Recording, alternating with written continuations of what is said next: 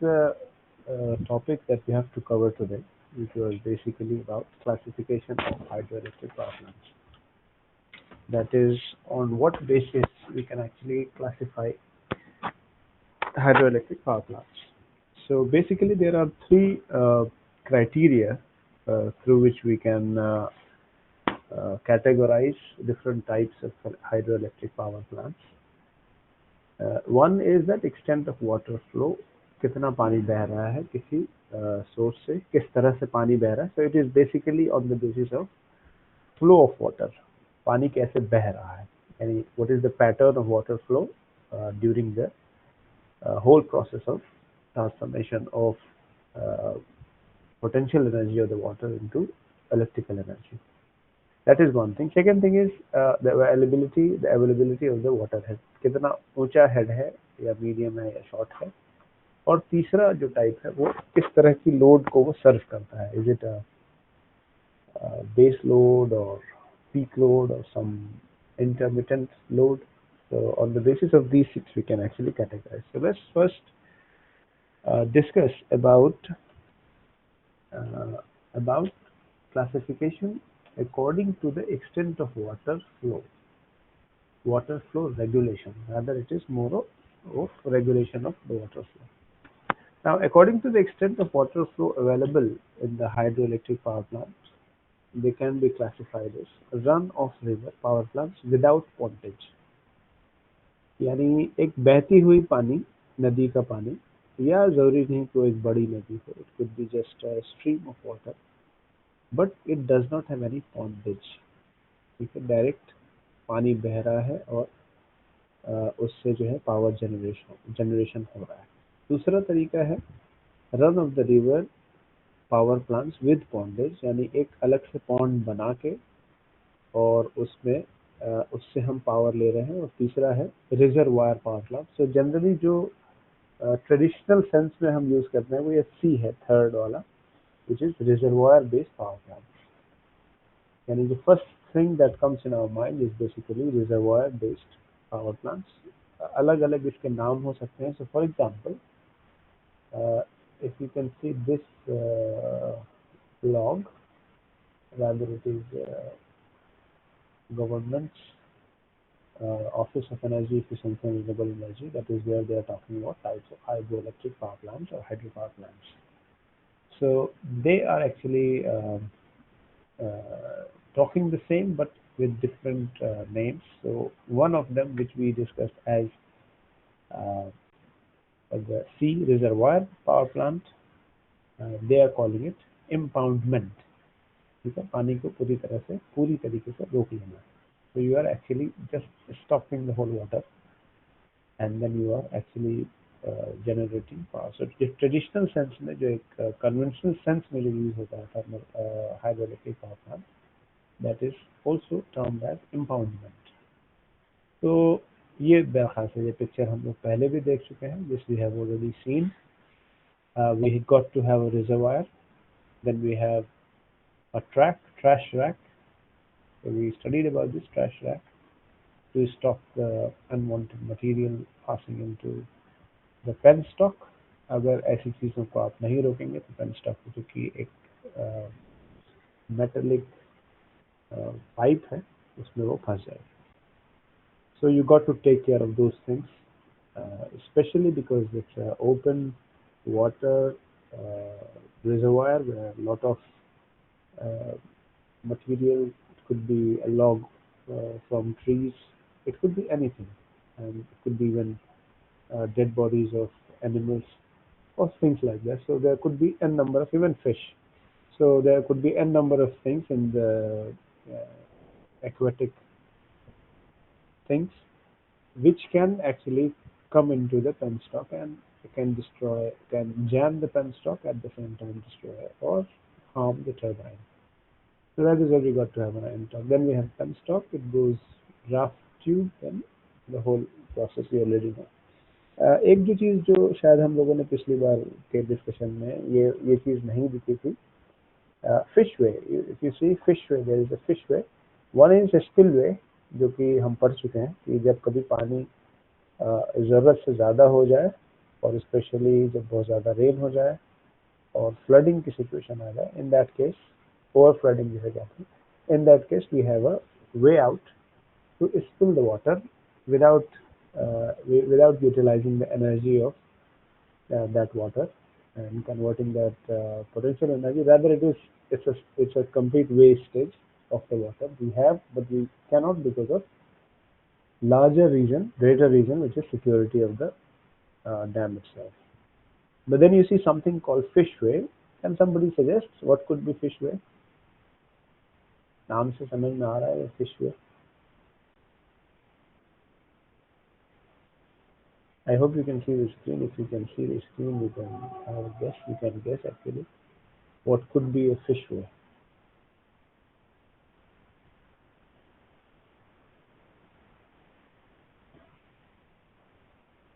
Nobody is responding.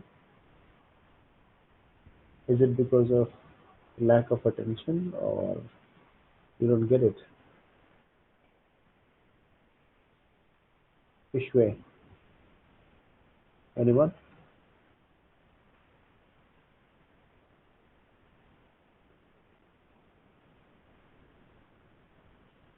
Hmm.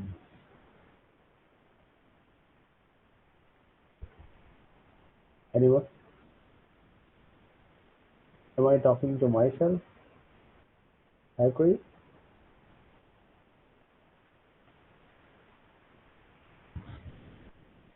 जब आप लोग एक्टिव हो मुझे बताएं.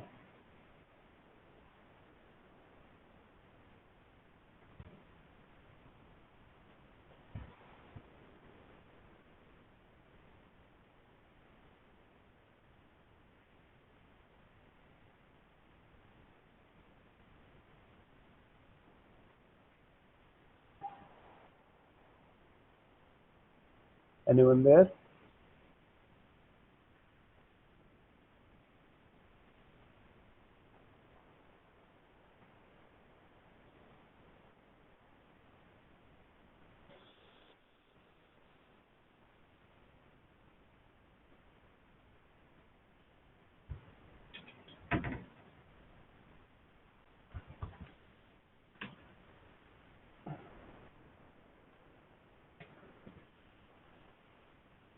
Anyone there? Yes, sir. Okay, Rizwan. तो मैंने एक सवाल किया असल में. आपने सुना सवाल क्या था? एक बार और बोलिएगा sir, repeat. My question was, ये स्पिलवे तो समझ में आता है, हमने डिस्कस किया था लास्ट टाइम. ज़्यादा पानी हो तो इससे बहा देते हैं. Yes sir. एक चीज़ है फिशवे. फिशवे क्या हो सकता है?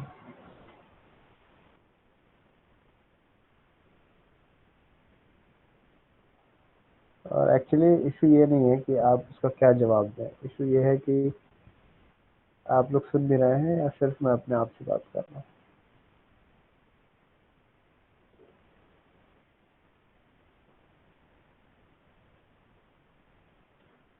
खैर, एनीवे, सो आई एज्यूम कि कम से कम रिजवान सुन रहे हैं. सो the fishway is something which allows fish to move from downstream to upstream. Upstream से डाउनस्ट्रीम से तो पानी स्पिलवे के जरिए मछलियां आ सकती हैं और ये इनटेक से भी आ सकती हैं, स्पेशली स्मॉलर फिश. और स्पिलवे यानी जब बाढ़ आ जाए तब आ सकती हैं. बट एक रास्ता होता है जिसे कहते हैं फिश वे, जिसमें बहुत हल्के पानी को अलाउ किया जाता है डाउन स्ट्रीम में मिलने के लिए, और बीच बीच में रैक्स बना दिए जाते हैं. ये रैक्स इसलिए बनाए जाते हैं ताकि जो डाउन स्ट्रीम की मछलियां हैं वो अप स्ट्रीम यानी जो हाई हेड पे वो ट्रैवल कर सकें. उसके लिए जगह जगह रैक्स होते हैं. तो एक रैक से दूसरे रैक, फिर तीसरे रैक, और इस तरह से ऊपर वाली रैक पे ये मछलियां जो हैं उछल के और तैर के भी they can actually move on the upstream. So this is more of an environmental concern or the concern of the ecology of aquatic animals, aquatic fish and aquatic fish or whatever you call. सो ये वजह होती है fish वे लगाने की। दूसरा जो तरीका होता है उसे उसे एक सेंस में कहा जाता है run of the power plant with pondage. ये जो सेकंड है इसको इसमें कहा गया है इट्स अ डाइवर्जन। तो इसमें क्या किया जा रहा है, अगर आप इस इमेज को देखें तो बहुत क्लियर होगा, या फिर एक और इमेज है, this image in fact is better image, कि इसमें आप क्या करते हैं, लंबा पेन स्टॉक बनाते हैं। This penstock in few metres and even kilometres, जिसमें आप अपस्ट्रीम में किसी एक जगह पे पानी को ले लेते हैं। You take the water from a weir and then that penstock travels along with river for some amount of distance, and after that it actually जब उसकी स्पीड हो जाती है, जाहिर बात है जितना दूर तक इसको ले जाएंगे उतना ज़्यादा हेड डिफरेंस मिलेगा, difference between higher up head and lower head. तो ये जो डिस्टेंस जितना ज़्यादा होगा उतना ज़्यादा पोटेंशियल एनर्जी होगी, उतनी ज़्यादा काइनेटिक एनर्जी होगी, और उसी तरह से इलेक्ट्रिकल एनर्जी भी उसी हिसाब से निकलेगी। So that is why we take a pen stock, longer pen stock. कोशिश करते हैं कि इसमें कम से कम मोड़ हो, it's because of friction, water friction ना हो जिससे। और फाइनली ये पानी जो है सेम प्रिंसिपल पे टरबाइन को हिट करता है and we get the generation and rest is the story. तो ये एक तरीका है पानी को इलेक्ट्रिसिटी से यानी hydro electric power. So it's a run off river without pondage, इसमें कहीं स्टोरेज नहीं हो रहा है। जबकि ये तीसरा वाला ऑप्शन है, ये इसमें देखें, दिस इज अ स्टोरेज। इसमें एक जगह 4 बे लगाया गया है। 4 बे का मतलब एक स्टोरेज सेक्शन है जिसमें, तो ये ओपन वाटर आ रहा है, किसी पाइप के जरिए ना आके एक ओपन वाटर सोर्स है, और ये ऊपर से नीचे आ रहा है, एक 4 बे में इकट्ठा हो रहा है, और फिर वहां से एक स्टीप स्लोप के जरिए ये पेन स्टॉक के जरिए ये वाटर को कन्वर्ट कर रहा है। So this is also a good example of what we call energy conversion from hydro to electricity. और तीसरा एक सोर्स है जिसे कहा जाता है pumped storage. This is a very in fact recent idea, and it's a good idea especially when we have solar photovoltaic with us. So the whole idea, if you can see it, मेरे ख्याल से ये एक simulation है जिसे आप देख सकते हैं। ये सूरज निकला पीवी से, तो पीवी से कुछ तो एनर्जी वाटर में शहर में गई, कुछ एनर्जी यूज कर रहे हैं जो एक पॉन्ड है उसको नीचे से ऊपर की तरफ यूज करने में, इस बिकॉज डे टाइम में। फिर क्या हो रहा है कि जब रात आ रही है, you can see the moon, then the same water which was up is coming down and it is converting energy in that way. एक बार और देख लीजिए इसे, सूरज निकला, पीवी शुरू हुआ, पीवी से कुछ तो हाउसेस में गए और कुछ को यूज किया गया पंप, वाटर को पंप करके नीचे से ऊपर की तरफ ले जाने में। फिर रात हुई, वही पंप जो ऊपर स्टोरेज हुआ था वो अब नीचे आ रहा है, और अब चूंकि पीवी से एनर्जी नहीं आ सकती क्योंकि रात है, तो उस वाटर को जो ऊपर जा चुका था, पंप करके हमने ऊपर भेजा था, उसको अब हम नीचे ला रहे हैं और हाइड्रो इलेक्ट्रिक पावर जनरेशन कर रहे हैं। तो ये एक पूरा प्रोसेस है, और ये आप you can understand that it is a sort of hybrid power generation, जिसमें सोलर फोटोवोल्टेइक और हाइड्रो इलेक्ट्रिक पावर को दोनों को एक साथ ऑर्गेनाइज करके पावर को जनरेशन कर रहा है। It's a good topic for even your BTech project, जिसमें आप इस तरह का एक पंप स्टेशन बना सकते हैं, थर्मल पावर यानी कुछ फोटोवोल्टेइक प्लांट्स बना सकते हैं, एक मॉडल दिखा सकते हैं एक घर को कितने की जरूरत है। जाहिर बात है किलोवाट की जगह आप वाट में ये पूरा एक मॉडल बना सकते हैं, जिसमें आप एक घर को मान लीजिए कि 5 वाट या 10 वाट का कोई बल्ब लगा के ये बताएं कि ये रेजिडेंशियल लोड है, और आप एक फोटोवोल्टेइक पैनल ले लें जिसमें आप दिन में दिखाएं कि एनर्जी आ रही है, और वो 5 वॉट तो एक बल्ब को दे रही है, और बाकी 10 या 15 या 20 जो भी वॉट है वो एक मोटर, छोटा सा मोटर लगा के, और उसे आप दिखाएं कि ये वाटर को पंप कर रहा है अप साइड में।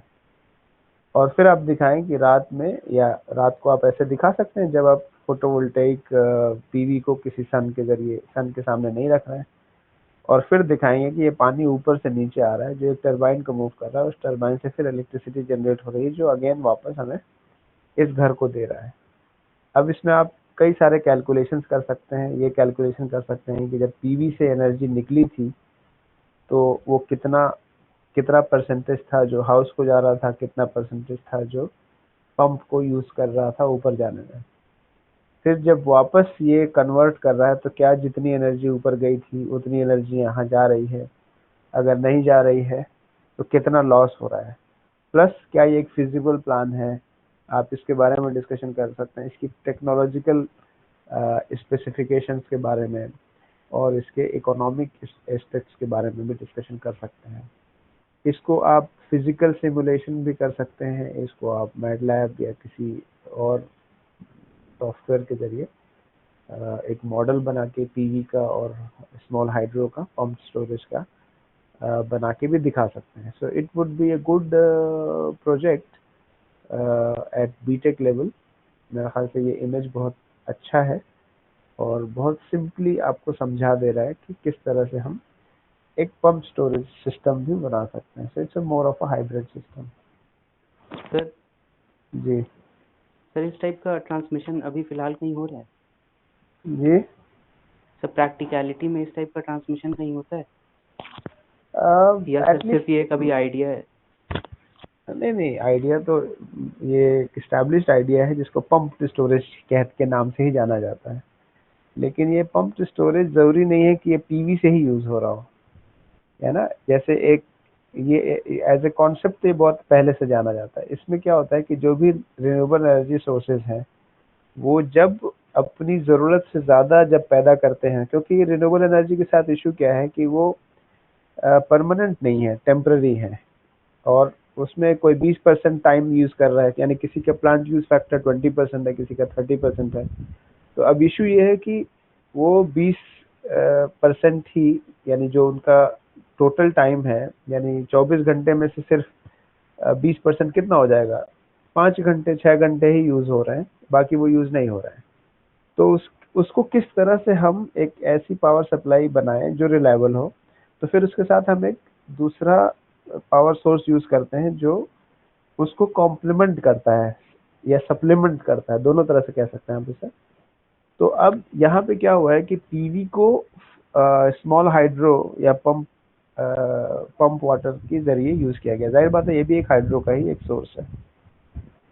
इसको आप यूज कर सकते हैं विंड के लिए भी, कि कोई ऐसी जगह है जहाँ पे विंड जनरेशन होता है और लेकिन हर वक्त तो हवा बहती नहीं है। तो जब हवा बहती है तब तो हम क्या करते हैं, नीचे से पंप को उठा के पानी ऊपर भेजते हैं ऊंचाई पे और टंकी में भेजते हैं, और जब हमारी हवा कम हो जाती है तो हम वापस टंकी को यानी पंप स्टोरेज को वापस पानी उसकी यानी जो पोटेंशियल एनर्जी है उसको हम इलेक्ट्रिसिटी में कन्वर्ट कर सकते हैं।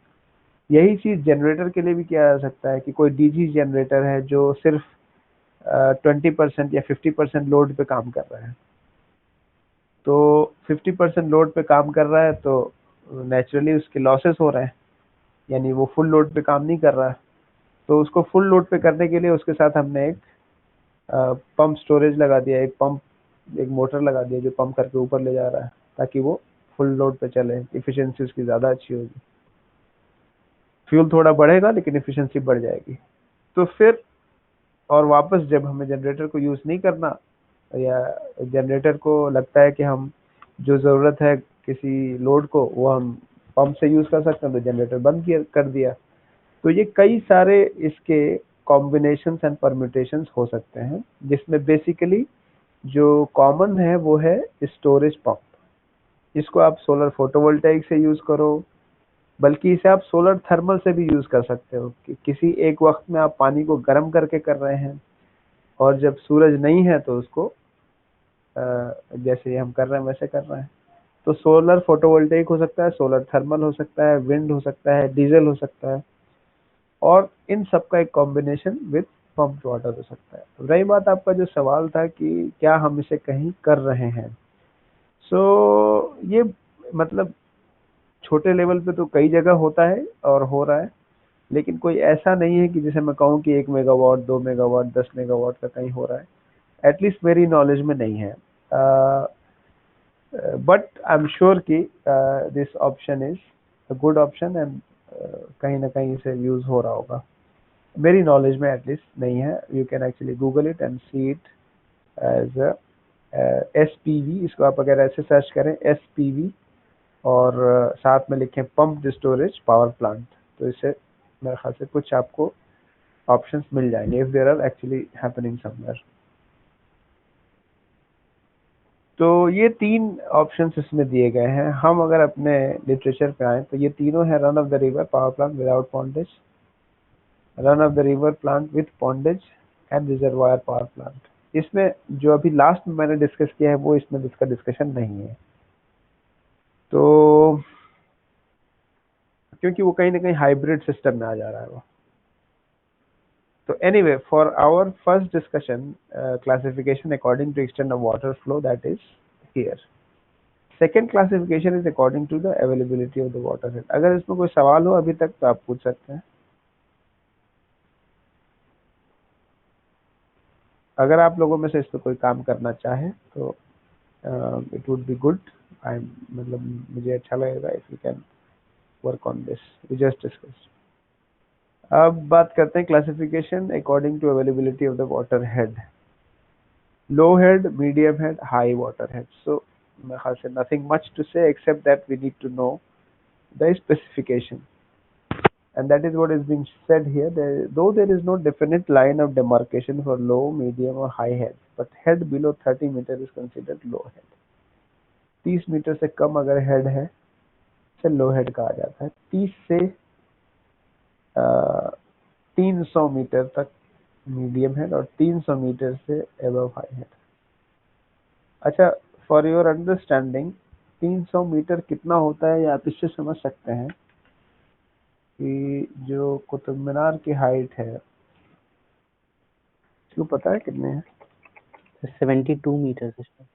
गुड, तो भाई एक्चुअली वेरीफाई करना चाह रहा था। 73 मीटर्स। अब आप समझें कि 73 मीटर्स क्या होता है, कितना ऊंचा हम सब ने देखा हुआ है कुतुब मीनार को, और नहीं देखा हुआ तो एटलीस्ट हमें पता है कितनी ऊंची चीज है वो। And then you compare that 73 meters with 300 meters, तो आपको अंदाजा लगेगा कि मेरे ख्याल से 7 चौक 28, 4 कुतुब मीनार एक के ऊपर एक रखेंगे तब भी वो एक मीडियम हेड और हाइड्रो पावर प्लांट ही कहलाएगा। When it is beyond 300, then it is considered high head. So just to have an idea कि ये हाइट कितनी ज़्यादा है, और मतलब हम इसको अप्रिशिएट नहीं कर सकते जब तक कि हम एक्चुअली किसी पावर प्लांट को, खासकर हाइड्रो पावर प्लांट को विजिट ना करें कि वो कितना एनॉर्मस होता है, उसके सामने आदमी दिखेगा भी नहीं ठीक से। So that is how enormous size of power plant is. So anyway, the low head hydroelectric power plant, such a plant is shown as 2.3a.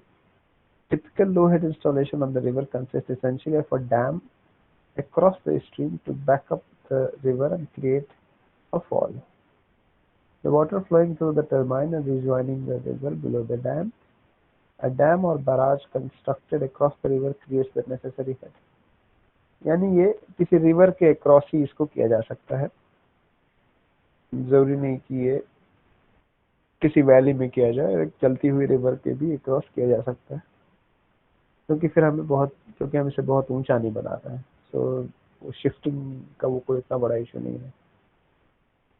Therefore no surge tank, और चूंकि वो बहती नदी है तो उसमें कोई सर्ज टैंक की जरूरत नहीं है, बहुत ज्यादा प्रेशर भी नहीं होता. Either one half of the barrage has a regulating gate for discharge of surplus water while the plant is in front of the second half.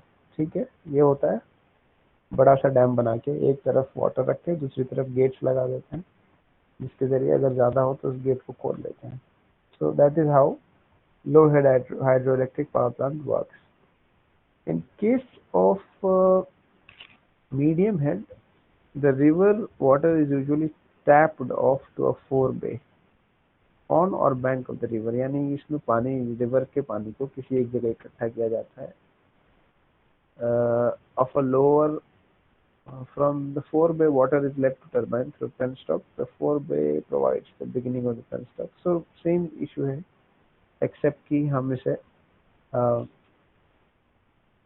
यानी it's not a running river, rather we river को हम tap करके किसी एक जगह पे फोरबे बनाते हैं, और इस वजह से ये एक इसमें जो हेड हाइट होती है वो ज़्यादा बढ़ जाती है. फोरबे की का मतलब ये भी हुआ कि इसको आप अपने सुटेबिलिटी के हिसाब से किसी जगह पे बना सकते हैं, और उस फोरबे में किसी ऊपर की स्ट्रीम से पानी उसमें भरा जा सकता है. So that actually gives generally इसका पेनस्टॉक भी लंबा होता है, and because of that we manage a medium height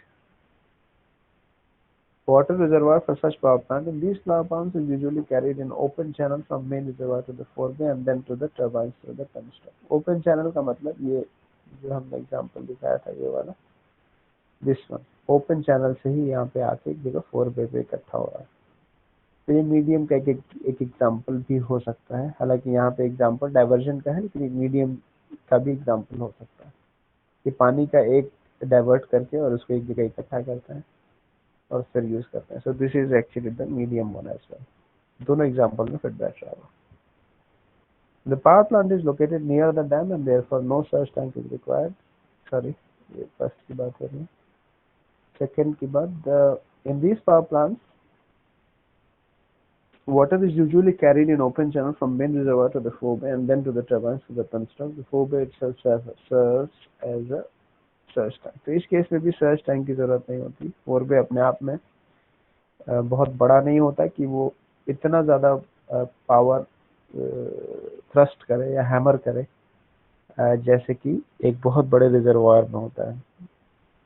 तो इसमें भी सर्ज टैंक की जरूरत नहीं है क्योंकि इसमें उतना प्रेशर नहीं पड़ता as compared to the main reservoir based thermal power plant, वो हाइड्रो पावर प्लांट और high head hydro electric power plants. In these plants, horizontal shaft Francis propeller or Kaplan turbines are used. We will study about that.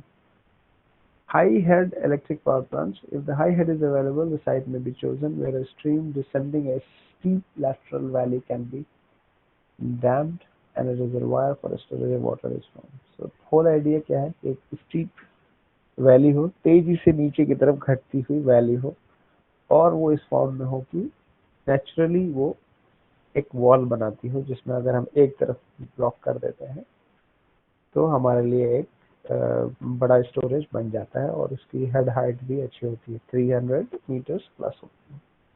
That's a high head hydroelectric power plant. A pressure tunnel is constructed between reservoir and a valve house at the start of the penstock to carry water from reservoir to valve house. So इसमें surge tank की बात आएगी. valve house जो हमने शुरू में पढ़ा था जिसमें सारे तरह के हमने जो डिवाइस यानी इसके कंपोनेंट्स थे, डिफरेंट पार्ट्स थे, उसके बारे में डिस्कशन किया था. So there we discussed about surge tank and we discussed about the valve house, pressure channel, penstock etc. So that we have already discussed. From heads above 500 meter, Pelton wheels are used, while for lower heads, Francis turbine sets are employed. The generators, we will study about all those. The generators used are of high speed and small diameter. Penstocks have the large length and comparatively smaller cross sections. Okay, so now we come to the third classification, which is according to the load supplied, whether it is supplied to base load or peak load or pumped storage plant for the peak load. ये पहले ही पढ़ चुके हैं हम लोग, pumped storage plant.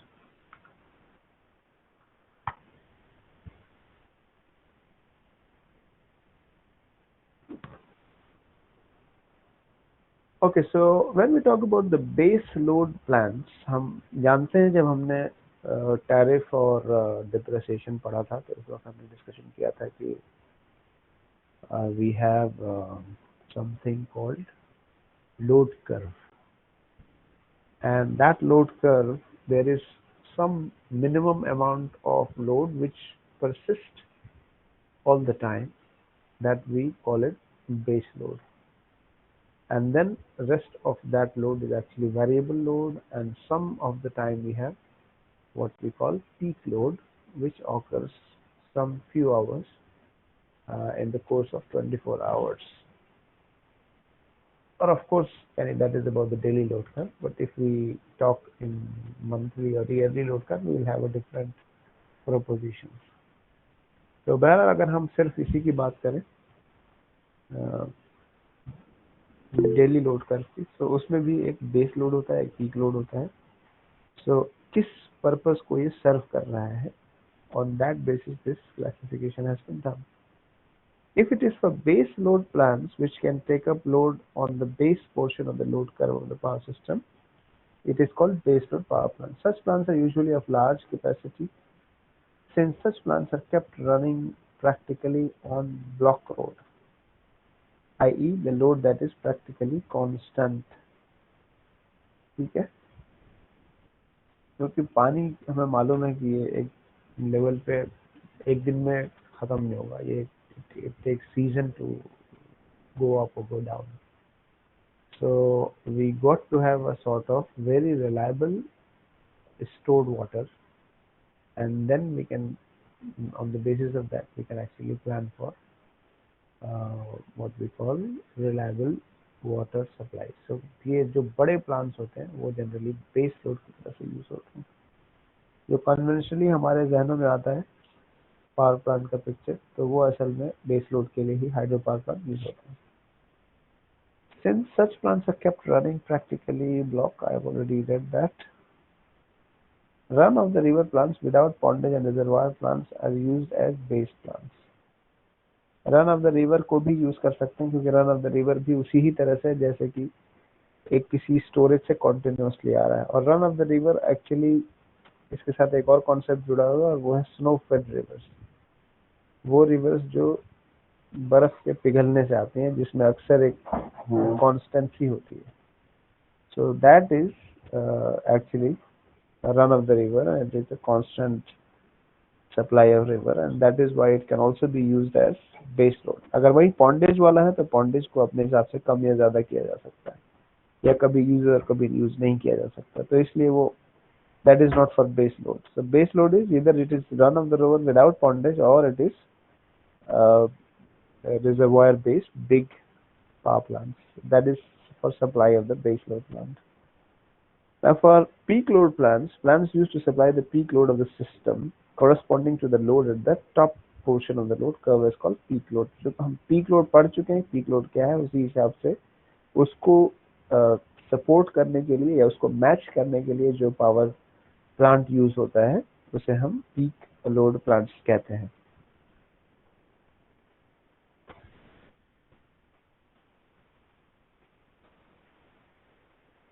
Then we have a pumped storage plant. This is a unique design of the peak load. We'll discuss in article 2.13. I think we have already discussed a lot in our discussion during the discussion with this photograph.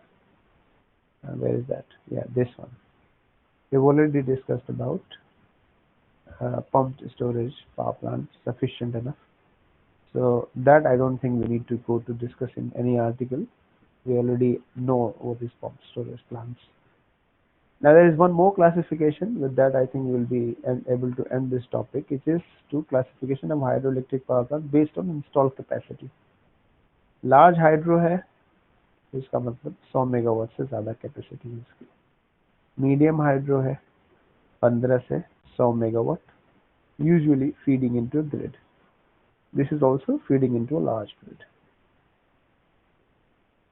Large grid और grid से मुराद ये हो सकता है कि regional grid, एक large grid होता है, और स्टेट ग्रिड या स्टेट की भी किसी डिस्ट्रिक्ट ग्रिड को करता है तो वो एक मीडियम ग्रिड हो सकता है। Small hydro usually feeding into a grid, mini hydro which is small is 1 to 15 megawatt. तो ये मेगावाट की कहानी स्मॉल तक है।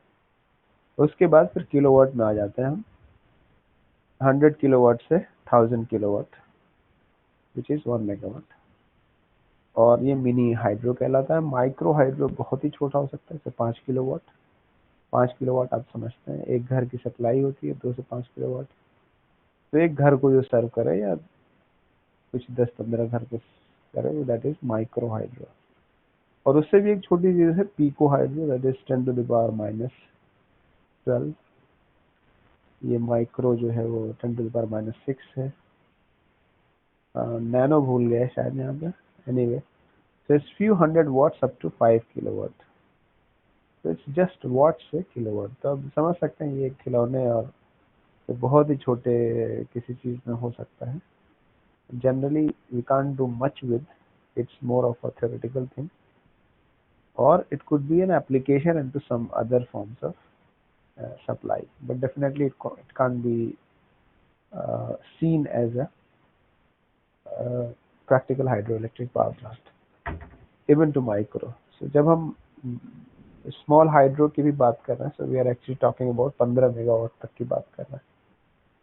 So anyway, this is one of the combination through which we can actually do that, classify that। Small hydro को भी इन्होंने फिर यहाँ से एक और बार कंप्लीट वो किया है, प्लांट कैपेसिटी और unit rating. I think we have already discussed that, no need to go into that details any further। Okay, we'll discuss about water turbines next. If you have any question, you can ask। Next, we'll study about the turbines। कुछ लोगों ने कहा था मुझसे कि वो notes चाहिए मुझे हमें, so let me share that।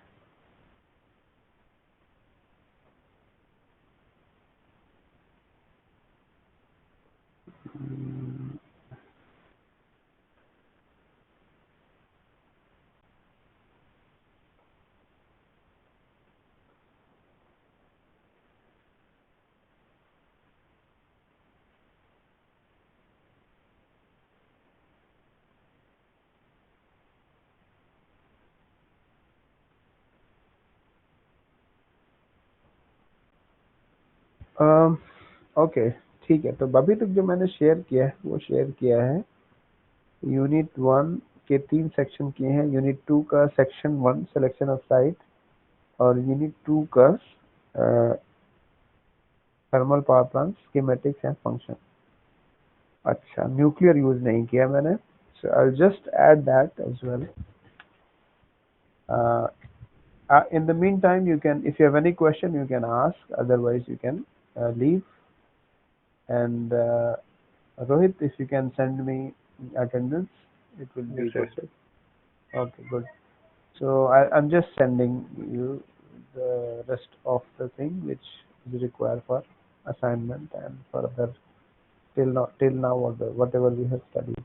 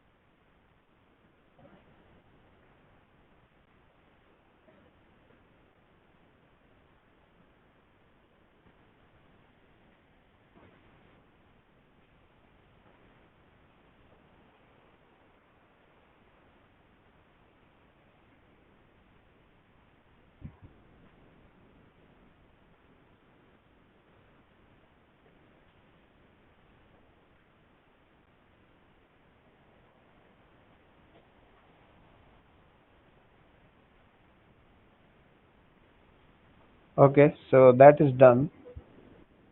Classwork for Unit 2, Section 3.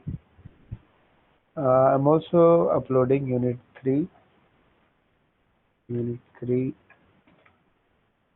Hydroelectric,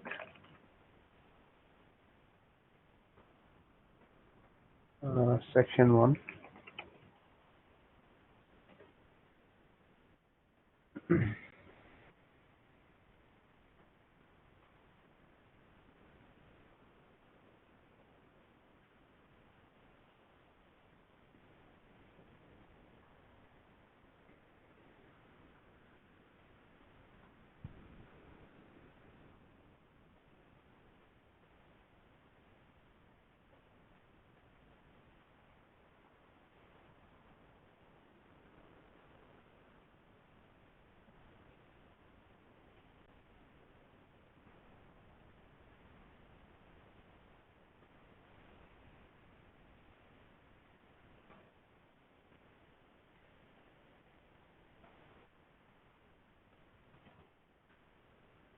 Okay. So Unit 3rd, Section 1, which is the introduction and selection of site and some definitions. That is also there. And I'm just adding the current thing, that is Unit 3, Section 2.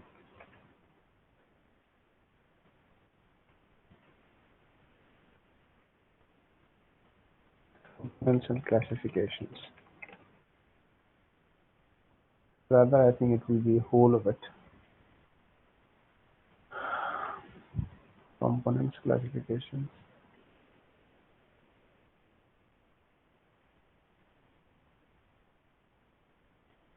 and others.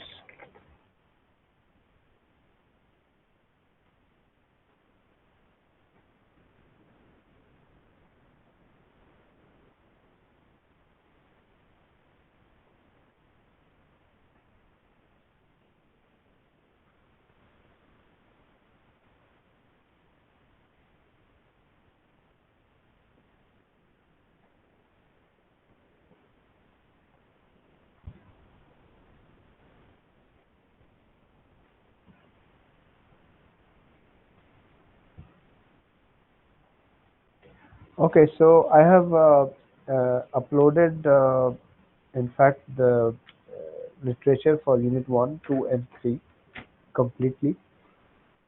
And once we finish Unit 3, we'll start Unit 5th, because that is very interesting, and I think it is important for us, as relevant as well, very much, which is about non-conventional energy sources, renewable energy, जिसमें discussion होगा. फिर हमारा रह जाएगा mechanic thermal और hydro scheduling. That we will consider in the last unit of our syllabus.